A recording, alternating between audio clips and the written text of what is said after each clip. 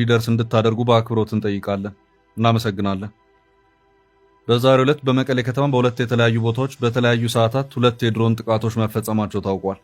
የድሮን ጥቃቶቹ እንደዚሁ የዘፈቀደ ሳይሆኑ የህወሓት አመራሮችን ኢላማ ያደረጉ ናቸውም ተብሏል። ህወሓትም ያለው ነገር አለ። በመንግስት ደጋፊዎች በኩል እየወጡ ያሉ መረጃዎች አሉ። ከቢቢሲ እስከ ፈረንሳዊ የዜና ወኪል ኤኤፍፒ ድረስ የተባለ ነገር አለ። ጥንቅራችን በሁሉም አቅጣጫ ያሉትን መረጃዎች ወደ እናንተ ሊያደርስ አሰባስቧቸዋል። በአሜሪካ የታሰሩት ትውልደ ኢትዮጵያዊው ምሁር ፍርድ ቤት ቀርበዋል። ፍርድ ቤቱ የዋስ ጥያቄውን ውድቅ አድርጓል። የችሎት መረጃ የጥንቅራችን አካል ነው። የሳውዲ የኢትዮጵያን የእርስ በእርስ ግጭትንና መጎዳዳትን በተመለከተ በዛሬው ዕለት አንድ አፋጣኝ መግለጫ ወጥቷል። ተመልክተነዋል። ከነዚህ መረጃዎቻችን በተጨማሪ ፕሬዝዳንት ትራምፕ ኢትዮጵያውያንን ጨምሮ በስደተኞችና በቪዛ አመልካቾች ላይ ያነጣጠሩ 4 አዳዲስ ጥብቅ የኢሚግሬሽን ውሳኔዎች ማስተላለፋቸውን፣ በአዲስ አበባና በመቀሌ ያሉ ፖለቲከኞች በከባድ የቃላት እሰጥ አገባ ውስጥ መግባታቸውን፣ እንደዚሁም የአረቡ ዓለም ከግብፅ ምን እንዳተረፈ የሚጠይቅ አጀንዳ መቅረቡን የተመለከቱ መረጃዎችንም አካተናል። መልካም ቆይታ እያለን አሁን በቀጥታ ወደ ዝርዝሮቹ እንውሰዳችሁ። ድሮን ጥቃት በዛሬው ዕለት በመቀሌ ከተማ በሁለት የተለያዩ ቦታዎች በተለያዩ ሰዓታት ሁለት የድሮን ጥቃቶች መፈጸማቸው ታወቀ። ህወሓት የፌዴራሉን መንግስት ለመጣል የጦርነት ዝግጅት እያደረግኩ ነው ማለቱን ተከትሎ ውጥረቶች ተባብሰዋል። ከሰሞኑም በመቀሌ አቅራቢያ አንድ የድሮን ጥቃት የተፈጸመ መሆኑ የሚታወስ ሲሆን መቀሌ ከፕሪቶሪያው ስምምነት መፈረም በኋላ በመቀሌ ድሮን ድብደባ ሲካሄድ የዛሬው የመጀመሪያው ነው። ድብደባዎቹ በውጊያ ወቅት እንደዚሁም የተጠኑ ቦታዎች ላይ በሚደረግ በሚመስል ድብደባም አንድ ቦታ ላይ የሚታዩ ድብደባዎች እየተስተዋሉ ነው። በህወሓት በኩል የድሮን ድብደባ ተፈጽሟል፣ በሰላማዊ ሰዎች ላይም ጉዳት ደርሷል የሚል መረጃ ለፈረንሳዩ የዜና ወኪል ኤኤፍፒ ተሰጥቷል። የድሮን ጥቃቱን በተመለከተ እስካሁን ባለው ሁኔታ በፌዴራሉ መንግስት በኩል ምንም የተባለ ነገር የለም። ህወሓት ጥቃቱን በተመለከተ በድርጅቱ ምክትል ሊቀመንበር አቶ አማኑኤል አሰፋ በኩል እንደዚሁም በክልሉ ኮሚኒኬሽን ቢሮ በኩል ባወጣው መግለጫ አስታውቋል። የክልሉ ምክትል ፕሬዝዳንትና የህወሓት ምክትል ሊቀመንበር አቶ አማኑኤል አሰፋ ለፈረንሳይ ዜና ወኪል ኤኤፍፒ በሰጡት ማብራሪያቸው በመቀሌ ከተማ ውስጥ ዛሬ ጠዋት የድሮን ጥቃት ተፈጽሟል፣ ኢላማ ያደረገውም የመኖሪያ ቤት አካባቢ ነው ብለዋል። አንዳንዶች የዛሬዎቹ የድሮን ጥቃቶች የኢላማ ትኩረት የህወሓት አመራሮችን ታሳቢ ያደረገ ነው የሚያሉበት ሁኔታ ታይቷል። የኦስሎ ኖርዌይ ዩኒቨርሲቲ ኮሌጅ ባልደረባና የኢትዮጵያ ጉዳይ አጥኚ ጄቲል ትሮንቮል ተደጋጋሚ የድሮን ጥቃት በሰላማዊ ሰዎች ላይ የተሰነዘረ የዘፈቀደ ጥቃት አይመስልም፣ የድሮን ጥቃቶቹ የህወሓት ከፍተኛ ባለስልጣናትን ለመግደል ያለመ ሳይሆን አይቀርም ማለታቸውን የዶቼ ቬለ ዘገባ አመላክቷል። የመንግስት ደጋፊ የሆኑ የማህበራዊ ሚዲያ አንቂዎች የዛሬዎቹ የመቀሌ ድሮን ጥቃቶች ኢላማቸውን የመቱ ናቸው በማለት የገለጹበት ሁኔታም ታይቷል። እነዚህም የማህበራዊ ሚዲያ አንቂዎች ተንቀሳቃሽ ምስሎችን አያይዘው ባጋሩት መረጃቸው ሁለቱ ተከታታይ ድሮን ጥቃቶች ኢላማቸውን መጥተዋል። መቀሌ አሉላ አባ ነጋ ኤርፖርት አጠገብ የሚገኘው የህወሓት የጥይትና የጦር መሳሪያ ማከማቻ ወድመዋልም ብለዋል። የትግራይ ቴሌቪዥን በመቀሌ ዳይሮ ቦታ የተፈጸመ መሆኑን አስታውቆ ሰላማዊ ሰዎች የጥቃቱ ሰለባ ሆነዋል ብለዋል። የትግራይ ክልል ኮሚኒኬሽን ጉዳዮች ቢሮ ሐሙስ ነሐሴ 14 2018 ዓ.ም የተፈጸመው አንደኛው ጥቃት በሐውልቲ ክፍለ ከተማ ሞሞና ጣቢያ ቀጠና 27 ዕዳ ማርያም አካባቢ በሚገኙ መኖሪያ ቤቶች ላይ መሆኑን አስታውቋል። በህወሓት በኩል እየተሰሙ ባሉት ተከታታይ ድሮን ጥቃቶች እንደዚህና እንደዚህ አይነት ወታደራዊ ጉዳቶች ደረሱብኝ ያለበት ሁኔታ አይሰማም። የፌዴራሉ መንግስት ስለ ድሮኖቹ ድብደባ እንደዚሁ ደረሱት ስለሚባሉት ጉዳቶችም ቢሆን እስካሁን ባለው ሁኔታ ምንም ሲል አልተሰማም። ዛሬ ጠዋት በደረሰው የመጀመሪያ ድብደባ ቢያንስ 13 ሰዎች መቁሰላቸውን ሐኪሞች ማስታወቃቸውን የመቀሌው የአይደር ሆስፒታል ላይ አስቸኳይ ሕክምና ክፍል ኃላፊ ብርሃኑ ኃይለማርያም ለአዛንጅ ፍራንስ ፕሬስ መናገራቸውን የቢቢሲ ዘገባ አመላክቷል። የክልሉ ኮሚኒኬሽን ቢሮም ዛሬ ሐሙስ ነሐሴ 14 ቀን 2018 ዓ.ም ባወጣው መግለጫው በመቀሌ ከተማ የተለያዩ አካባቢዎች በተፈጸመ ድሮን ጥቃት ከ13 ሰዎች በላይ ጉዳት ደርሶባቸዋል ሲል አስታውቋል። ከቁስለኞቹ 3ቱ በጠና መጎዳታቸውን ዶክተር ብርሃኑ ማስታወቃቸውን ያመለክተው ኤኤፍፒን ዋቢ ያደረገው የቢቢሲ የመጀመሪያው የሰው አልባ አውሮፕላን ጥቃት ያደረሰው ጉዳት በውል ሳይታወቅ መቀሌ ዩኒቨርሲቲ አካባቢ የሚገኝ ስፍራ በሌላ ሰው አልባ አውሮፕላን መደብደቡን የህወሓት ባለስልጣናት ማስታወቃቸውንም አክሏል። አዣንስ ፍራንስ ፕሬስ የጠቀሳቸው የህወሓት ባለስልጣናት ሁለተኛው ጥቃት ጉዳት ስለማድረስ አለማድረሱ ያሉት ነገር አለመኖሩንም ቢቢሲ በዘገባው አክሎ አመላክቷል። ቢቢሲ ተፈጸመ ስለተባለው ጥቃት ከገለልተኛ ወገን ማጣራት አልቻልኩም ሲል አስታውቋል።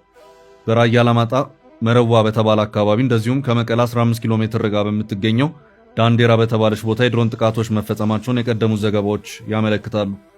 ህወሓት በሌተናል ጀነራል ታደሰ ወረደ የሚመራውን የትግራይ ጊዜያዊ አስተዳደርን አፍርሶ ለ2 ዓመት ደም ያፋሰሰው ጦርነት ከመነሳቱ በፊት በፌዴራሉ መንግስት ህገወጥ የተባለውን ምርጫ አካሄዶ የመሰረተውን ምክር ቤት ከፕሪቶሪያው ስምምነት ውጪ መመለሱ ነገሩን ያከረረው ሆኖ ይታያል። ህወሓት ከዚህም በተጨማሪ ፕሪቶሪያን ስምምነት ውድቅ አድርጌዋለሁ በማለት በአሜሪካና በአፍሪካ ህብረት ጭምር የተደረጉትን ውጥረቶች የማለዘብ እንቅስቃሴዎችንም አልቀበልም ማለቱ እንደዚሁም ከሀገር ውስጥ ታጣቂዎችና ከጎረቤት ሀገራት ጋርም ጽምዶ የሚባል ህብረትን ፈጥሬ ፌዴራሉን መንግስት ለመጣል ቆርጫለሁ በማለት በይፋ መናገሩ ውጥረትን ፈጥሮ ነገሮችን የጦርነት አመላካች ወደሆኑ ግጭቶች እንዲያመሩ እያደረጋቸው መሆኑም እየተነገረ ነው። እስካሁን ባለው ሁኔታ ህወሓት ወደ ለየለት ጦርነት ባይገባም በተወሰኑ አካባቢዎች ግን ትንኮሳ የቀሰቀሰባቸው ውጊያዎች ተካሂደዋል። አንደኛው የትንኮሳ አቅጣጫ ኢትዮጵያ፣ ሱዳንና ኤርትራ በሚዋሰኑበት ድንበር ላይ ሸረሪና በተባለ ቦታ ሲሆን ሌላኛው በቆቦ ራያ ነው። በሸረሪናው አቅጣጫ መንግስት ጠንከር ያለ ወታደራዊ ምቱን እንዳሳረፈና ከሱዳን ተንደርድረው ጥቃት የሰነዘሩት የህወሓት ታጣቂዎች ወደ ተነሱበት ሱዳን ያፈገፈጉ መሆኑንም በዚያው ሰሞኑ የወጡ ዘገባዎች ማመላከታቸው የሚታወስ ነው። ኢትዮጵያውያንን የሚመለከተው የትራምፕ ውሳኔ። የአሜሪካው ፕሬዝዳንት ዶናልድ ትራምፕ ኢትዮጵያውያንን ጨምሮ በስደተኞችና በቪዛ መልካቾች ላይ ያነጣጠሩ 4 አዳዲስ ጥብቅ የኢሚግሬሽን ውሳኔዎችን ማስተላለፋቸውን ቢቢሲ በዛሬው ዕለት ዘግቧል። ፕሬዝዳንቱ በምርጫ ቅስቀሳ ወቅት ዋነኛ አጀንዳ አድርገውት የነበረውን የስደተኞችና ጥገኝነት ጠያቂዎች ጉዳይ መሰረት በማድረግ ያስተላለፏቸው እነዚህ ውሳኔዎች ወደ ሀገሪቱ በሚገቡ የውጭ ዜጎች መብትና ቆይታ ላይ ከፍተኛ ገደቦችን የሚጥሉ መሆናቸው ታውቋል። በአዲሱ መመሪያ መሰረት የአሜሪካ ውጭ ጉዳይ መስሪያ ቤት ወደ ሀገሪቱ ለመግባት የንግድና የቱሪስት ቪዛ የሚያመለክቱ ሰዎች እስከ $20,000 የሚደርስ ከፍተኛ ገንዘብ በማስያዣነት እንዲጠየቁ የወሰነ ሲሆን ከዚህ ቀደም በሙከራ ደረጃ የነበረው ይህ ጥብቅ አሰራር አሁን በቋሚነት እንዲተገበር መወሰኑ ተገልጿል። በሁለተኛው ውሳኔ መሰረት የአሜሪካ የፌዴራል ፍርድ ቤት ከውስብስብ ቀውሶች ጋር በተያያዘ ከ5,000 በላይ ለሚሆኑ ኢትዮጵያውያን ተሰጥቶ የነበረውን በሀገሪቱ የመኖርና የመስራት መብት ወይም ጊዜያዊ ህጋዊ ከለላ ጥበቃ የትራምፕ አስተዳደር እንዲያቆም መፍቀዱ ተረጋግጧል። በተፈጥሮ አደጋዎችና ግጭቶች ምክንያት ለተጎዱ ሀገራት ዜጎች የሚሰጠው ይህ ጊዜያዊ ጥበቃ አሰራር መቋረጡ በስደተኞች መብት ተሟጋቾች ዘንድ ጽኑ ተቃውሞ የገጠመው ቢሆንም አስተዳደሩ ግን ውሳኔውን ተግባራዊ ለማድረግ መዘጋጀቱን አስታውቋል። በሌላ በኩል የአሜሪካ ጠቅላይ ፍርድ ቤት ሰነድ አልባ ስደተኞች በአሜሪካ ምድር ላይ በሚወልዷቸው ልጆች በመወለድ የሚገኘውን የዜግነት መብት ሙሉ በሙሉ ለመቀልበስ የተደረገውን ጥረት በአብላጫ ድምፅ ቢያግደውም ፕሬዝዳንቱ ግን ጉዳዩ ለመገደብ የሚያስችሉ አዳዲስ ትዕዛዞችን ማስተላለፋቸው ተጠቅሷል። በአራተኛነት የትራምፕ አስተዳደር ለውጭ ሀገራት ተማሪዎች ጥብቅ የቪዛ ደንቦችን ለመተግበር የመጨረሻ ውሳኔ ላይ መድረሱን የገለጸ ሲሆን ይህ አዲስ ፖሊሲ ከሚቀጥለው መስከረም ወር ጀምሮ በቀጥታ ተግባራዊ መሆን እንደሚጀምር ይፋ ተደርጓል። ይህ አዲስ መመሪያ የውጭ ሀገራት ተማሪዎች ያለ ፌዴራል መንግስት ልዩ ፍቃድ ከ4 ዓመት በላይ በአሜሪካ እንዳይቆዩ በጥብቅ የሚያግድ ሲሆን ይህም በትምህርት ላይ በሚገኙ በርካታ የውጭ ሀገር ዜጎች ላይ አዲስ ጫና መፍጠሩ ተመልክቷል። እነዚህ ተከታታይ ጥብቅ ውሳኔዎች የአሜሪካን ኢሚግሬሽን መዋቅር ሙሉ በሙሉ የሚቀይሩና በሀገሪቱ የሚኖሩ የውጭ ዜጎችን መብት በከፍተኛ ደረጃ የሚገድቡ መሆናቸውን የህግ ባለሙያዎች በጥልቀት ያስረዳሉ።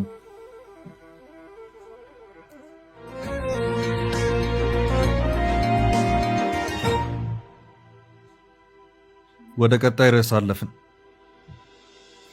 በአሜሪካ የታሰሩት ኢትዮጵያዊ። በአሜሪካ የሚገኝ የኢሚግሬሽን ፍርድ ቤት በሜሪላንድ ዩኒቨርሲቲ የፋርማሲ ትምህርት ቤት መምህር የሆኑትን ትውልደ ኢትዮጵያዊውን ዶክተር ብርሃኑ ክብረትን በዋስ የመልቀቅ ጥያቄን ውድቅ ማድረጉን አዲስ ስታንዳርድ ባልቲሞር ባነር የተባለውን ተቋም ዋቢ በማድረግ ዘግቧል። ይህ የፍርድ ቤት ውሳኔ ዶክተር ብርሃኑ በቴክሳስ ግዛት በሚገኝ አውሮፕላን ማረፊያ በቁጥጥር ስር ከዋሉ ከአንድ ወር ገደማ በኋላ የተላለፈ ሲሆን በዚህ ምክንያት ግለሰቡ በአሜሪካ ስደተኞችና ጉምሩክ አስከባሪ መስሪያ ቤት ቁጥጥር ስር ሆነው እንዲቆዩ መወሰኑ ታውቋል። ዶክተር ብርሃኑ ባለፈው ወር በዳላስ ፎርት ወርዝ ዓለም አቀፍ አውሮፕላን ማረፊያ በቁጥጥር ስር ከዋሉ በኋላ በኦክላሆማ የስደተኞች ማቆያ ማዕከል ውስጥ ይገኙ እንደነበር በዘገባው ላይ ተመልክቷል። ዶክተር ብርሃኑ በኮሎራዶ ግዛት በሚገኘው የኦሮራ ኢሚግሬሽን ፍርድ ቤት ፊት ቀርበው በቪዲዮ የታገዘ የዋስትና ችሎት ክትትል ያደረጉ ሲሆን ጠበቃቸው ሳሮን በርሄ የኢሚግሬሽን ክሱ በሚታይበት ወቅት ደንበኛቸው በዋስ ተለቀው ጉዳያቸውን በውጭ ሆነው እንዲከታተሉ ጽኑ መከራከሪያ ሐሳብ አቅርቦ ነበር። ይሁን እንጂ ፍርድ ቤቱ ሰኞ ምሽት ባወጣው ይፋዊ ትዕዛዝ የዋስትና ጥያቄውን ሙሉ በሙሉ ውድቅ በማድረግ ተከሳሹ በማቆያ ማዕከል ውስጥ በቁጥጥር ስር ሆነው እንዲቆዩ ወስኗል። ጠበቃ ሳሮን በርሄ ለባልቲሞር ባነር በሰጡት ማብራሪያ ፍርድ ቤቱ የቀረቡትን አጠቃላይ ማስረጃዎችና ሰነዶች በጥንቃቄና በአግባቡ አልመዘነም ያሉ ሲሆን የተላለፈው የእገዳ ውሳኔም ከመዝገቡ አጠቃላይ ይዘት አንጻር ሲታይ ምንም አይነት መሰረት የሌለው ነው ሲሉ ተቃውመዋል። የአሜሪካ የሀገር ውስጥ ደህንነት መስሪያ ቤት በበኩሉ ዶክተር ብርሃኑን በ2024 ዓ.ም ግንቦት ወር ላይ የአገልግሎት ጊዜው ያለፈበትን ቪዛ በመጠቀም በሀገሪቱ ውስጥ ከተፈቀደው ጊዜ በላይ በህገወጥ መንገድ ቆይተዋል በሚል በጽኑ ከሷል። በአንጻሩ ግን የተከሳሹ የህግ ጠበቆችና የሜሪላንድ ዩኒቨርሲቲ አስተዳደር በጋራ በሰጡት ማረጋገጫ ዶክተር ብርሃኑ ህጋዊ ስራ ፍቃድ ያላቸው መሆኑንና በሌላ በኩል ደግሞ በሂደት ላይ ባሉ አዲስ የኢሚግሬሽን ማመልከቻቸው ምክንያት በአሜሪካ በህጋዊ መንገድ የመቆየት ሙሉ መብት እንዳላቸው አስታውቀዋል።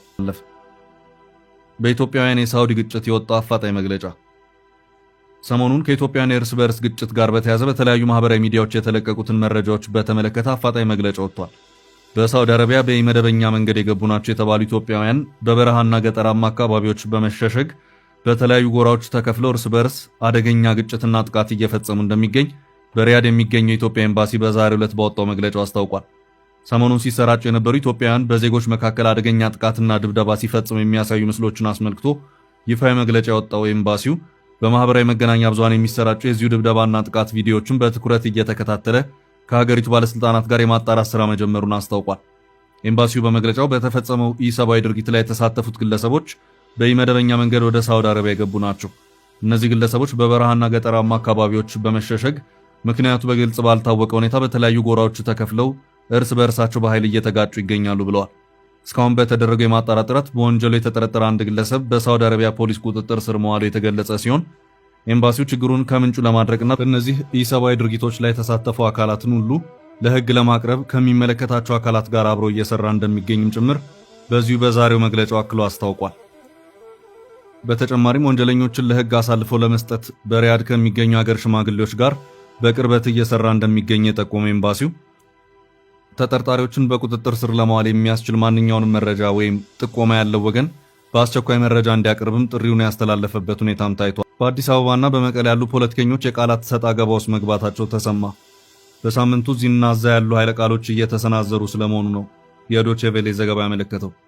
የኢትዮጵያ ፌዴራላዊ መንግስት የትግራይ ክልላዊ አስተዳደርን በኃይል ስልጣን የጨበጠው የህወሓት ቡድን ደጋፊዎች ናቸው በሳምንቱ የተካረረ የቃል ጦርነት ውስጥ ገብተው የተገኙት። የፌዴራሉ መንግስትና ህወሓት ትግራይን በሚያዋስኑ ድንበሮች ተጨማሪ ጦር ኃይላት እያሰፈሩ ስለመሆኑ በሚነገርበት በዚህ ጊዜ ለሁለቱ ወገን ያሉ በተለይ የክልል ተወላጅ የሆኑ ፖለቲከኞች አንዳቸው ሌላኛቸውን እየወቀሱ ይገኛሉ። ባለፈው ሐምሌ 25 የፌዴራሉ መንግስትና የህወሓት ኃይላት ሸረሪና ምዕራብ ትግራይ ውስጥ ከፍተኛ ውጊያ ከገጠሙ ወዲህ ሙሉ ጦርነት ይቀሰቀሳል የሚለው ስጋት የቀነሰ ቢመስልም የሁለቱ ኃይላት ግጭቶች፣ ጥቃቶችና መወጋገዞች ግን እንደቀጠሉ መሆናቸውን ዘገባው አመልክቷል። በሳምንቱ የትግራይ ክልል ኮሚኒኬሽን ጉዳዮች የበላይ ኃላፊ አብርሃም ሀጎስና የህወሓት የቀድሞ መስራች የሆኑት ዶክተር አረጋዊ ኃይለ ቃል በመለወጡ ከፊት ሆነዋል። ኃላፊ አብርሃም ሀጎስ በሳምንቱ የኢትዮጵያ ፌዴራል መንግስት በትግራይ ላይ ጦርነት ከፍቷል ሲሉ መስተዳደራቸው ለሚቆጣጠራቸው መገናኛ ዘዴዎች በሰጡት መግለጫ የፌዴራሉ መንግስት ትግራይን በሰው አልባ አውሮፕላኖች እየደበደበ መሆኑን ገልጸዋል። ከእንግዲህ የሚቀረው ጦርነቱን ማስፋፋት ብቻ ነው ሲሉ ተሰምተዋል።